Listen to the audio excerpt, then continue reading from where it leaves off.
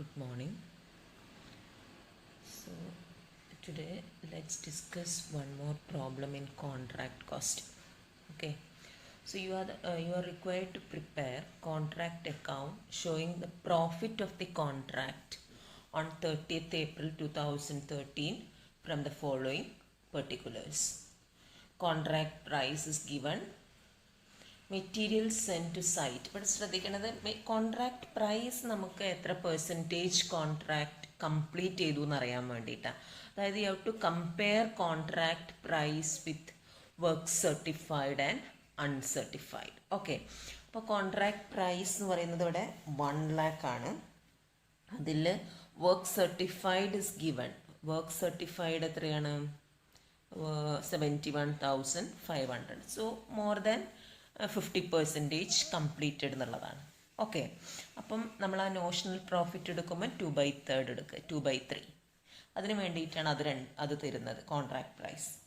Materials to site, labour engaged on site, plant installed at site. ഇത് 3 നമ്മൾ എവിടെയാണ് കാണിക്കുക? എക്സ്പെൻഡിച്ചർ ഇൻകേർഡ് ഓൺ കോൺട്രാക്റ്റ് ആണ്. So it is shown on the debit side of your contract account. These 3 items. The next item, work certified. Work സർട്ടിഫൈഡും അൺസർട്ടിഫൈഡും നമ്മൾ എവിടെയാണ് കൊടുക്കേണ്ടത്? കോൺട്രാക്റ്റ് അക്കൗണ്ടിൽ ബൈ വർക്ക് ഇൻ പ്രോഗ്രസ് എന്ന് എഴുതിയിട്ട് വേണം ചെയ്യാൻ. അപ്പം ബൈ വർക്ക് ഇൻ പ്രോഗ്രസ്സിൽ വർക്ക് സർട്ടിഫൈഡ് 71,500. അതേപോലെ work uncertified is also given. Work uncertified എത്രയാണ്? ഇവിടെ തന്നിട്ടുണ്ട്. Cost of work done but not certified 1,700. ഈ 2 സാധനം നിങ്ങൾ ബൈ വർക്ക് ഇൻ പ്രോഗ്രസ് എന്ന് പറഞ്ഞിട്ട് സെപ്പറേറ്റ് ആയിട്ട് ഇന്നർ കോളത്തിൽ കാണിക്കുക. Get the total and it is Sean on the outer column.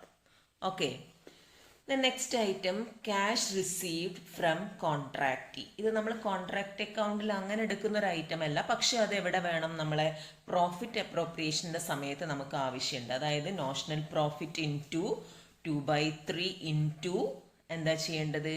Cash received by work certified ആണ് ഫോർമുല വരുന്നത്. If it is 50% or more than 50% work is completed ആണെങ്കിൽ that is the formula.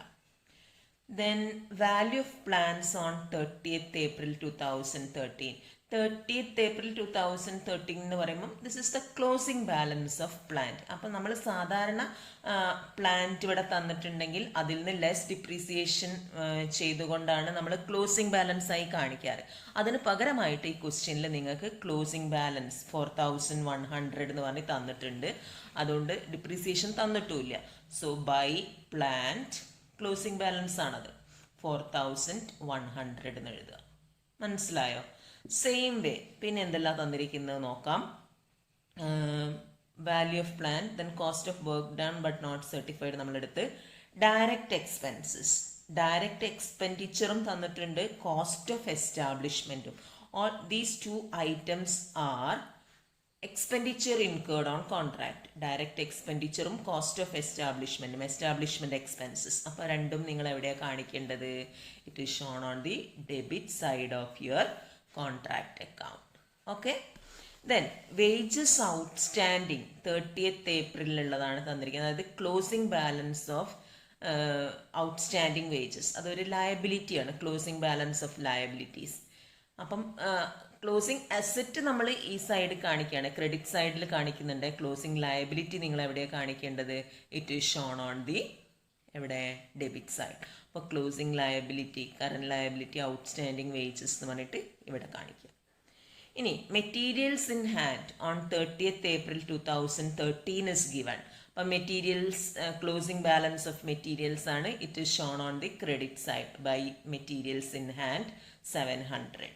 Okay, then next item, direct expenses outstanding. Outstanding expenses എന്ന് പറയുമ്പം liability ആണ്, closing balance. So it is shown on the which side? Debit side. അപ്പോൾ ഇത്ര ഓർത്താൽ മതി. Closing balances of assets are shown on the credit side. അപ്പോൾ closing balances of liabilities on the debit side. Okay.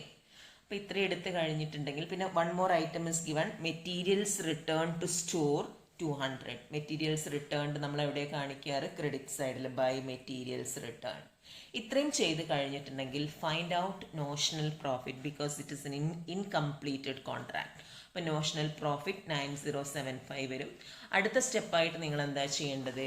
Carry forward this notional profit by notional profit എന്ന് പറഞ്ഞാണ്ട് എഴുതുക. Then ആ notional പ്രോഫിറ്റിൽ എത്ര ഭാഗം പ്രോഫിറ്റ് ആൻഡ് ലോസ് അക്കൗണ്ടിലേക്ക് മാറ്റേണ്ടത്, എത്രയാണ് വർക്ക് ഇൻ പ്രോഗ്രസ് റിസർവിലേക്ക് മാറ്റേണ്ടത് എന്നുള്ളത് നമ്മൾ ആ ഫോർമുല ശരിക്കും പഠിച്ചേക്കുക. ഇപ്പം വർക്ക് 1/4 കംപ്ലീറ്റ് ചെയ്യുന്നതെന്ന് വെച്ചാൽ എങ്ങനെ എടുക്കണം, 1/2 ഓർ മോർ ആണ് എങ്ങനെ എടുക്കണം, അത് കൃത്യമായിട്ട് മനസ്സിലാണ്. അപ്പം ഞാൻ ഇവിടെ നേരത്തെ പറഞ്ഞ് 50% കൂടുതൽ വർക്ക് കംപ്ലീറ്റ് ചെയ്തിട്ടുണ്ട്. സോ പ്രോഫിറ്റ് ആൻഡ് ലോസ് അക്കൗണ്ടിലേക്ക് മാറ്റേണ്ട amount notional profit into 2/3 into cash received divided by work certified. So 5500 is transferred to profit and loss account and the balance of notional profit is transferred to work in progress account. Okay, thank you.